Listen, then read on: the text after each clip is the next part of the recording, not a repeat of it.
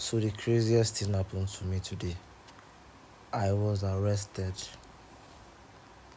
like, for the first time in my life. I was arrested,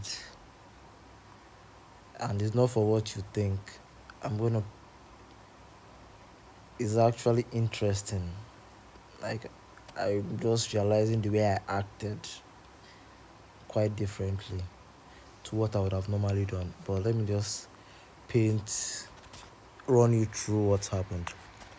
So basically, they were playing on people's ignorance. Alright, so you have a bridge and you have road to cross. You have a road that you can cross normally. So they created that bridge.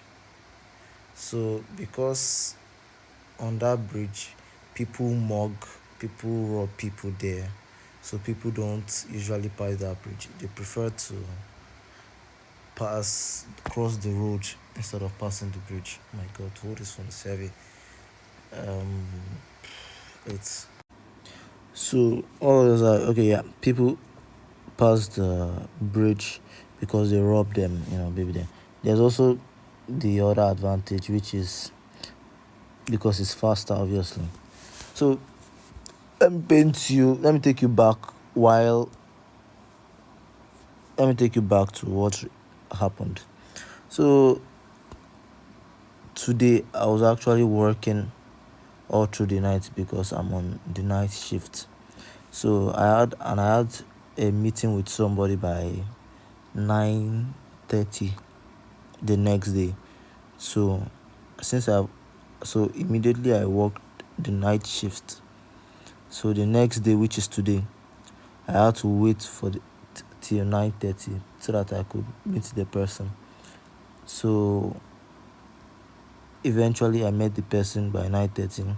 So we had the meeting for about, I was able to finish everything around 10 a.m. So 10:30, 10:30, 10:30 we were finished. So I was heading home, tired and exhausted because I've already been working all through the night. So my intention was just to get home, like not to have any, not to even make any stops, just to get home so that I can rest and eat. So once I got to the place where you're going to cross the road, and there's a bridge that you can also pass, which is longer, by the way. So in my in my 3 years of passing that area, they've never like stopped people to arrest them for passing the bridge. I've known earlier that is an offense now. I knew it all, but the fact that people have normalized it, and the people that were supposed to enforce the law didn't do that before, or probably, so people normalized it and were doing it often, that was why. So I didn't really more think of that, coupled with the stress I was in at that moment because I was very tired. So when I crossed the road, so they stopped me. And when they stopped me at first, I didn't even know I was even arrested. I thought they were like, they stopped you. All right, you're not supposed to cross the road. You pass the bridge. But no, no, no, it was not like that. They stopped me and told me to follow them to it's like a truck with a mini cell at the back. Something like, yeah, mini cell at the back where they used to like transport, I don't know, maybe like minor offenders, you get me? So when they did that, so I entered there. Like, it was very strange to me because on a normal day I would have reacted differently to somebody just taking me to a van that has a cell at the back, to a truck, sorry, that has a cell at the back. I would have reacted differently. I know, but I just remained quiet. And when I entered the truck, the mini cell that was at the back, I saw that they've even arrested a lot of people. a lot of people, about 10 people. So when about 10 people when I counted. So when I entered, and I was just observing to see what they would do, or how to understand the situation of what's going on and everything. I found that I saw that they were still even bringing more people, because people didn't know. They were playing on people's ignorance, the fact that people have normalized crossing the road instead of so. They were playing on that fact to detain people. So they detained a couple of people while I was there. So I observed to see that these people were playing on people's ignorance for financial gains. They were extorting them basically.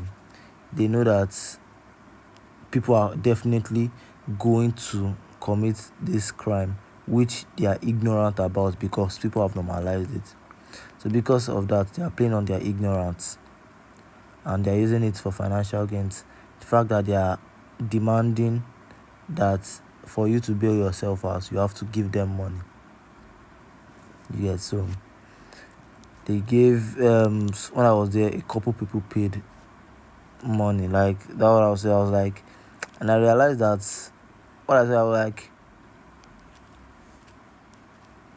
what was it? I realized that why should I give these people money for something that they knew they didn't enforce regularly?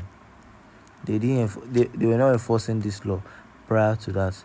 And even come to think of it, this is actually like planned strategically, in the sense that they only operate where was I think before this thing cut off, I was saying that this thing was planned strategically, that it was only it was during the day, because I was always passing that place at night. None of this, I've never had this experience before, because people were passing. It was during the day. They know that people are going to pass there, so they did these things strategically. This video is already getting long, so let me just get to the lessons of what I learned. What I learned from that. First, let me talk what I paid. At the end of the day, I was able to give the person that was collecting the bail a bullshit story, painted a very sub story at the end of the day, and paid less than $2. Yeah, I paid less than $2. I want to give you the amount I paid. I paid less than $2 for it. So what I learned from it, I'm already tired. That's why you see, what I learned, one, don't react at first if something bad happens. Observe at first. Don't react, observe. 2, focus on the solution, not the problem. You're already in a problem. Don't focus on the problem, focus on the solution. And 3, always carry cash. Number 3, like always carry cash. Because I was just realizing if I wasn't with cash, they would have extorted more money than me. So those are what I learned today. Oh, this video is very long. Alright, safe.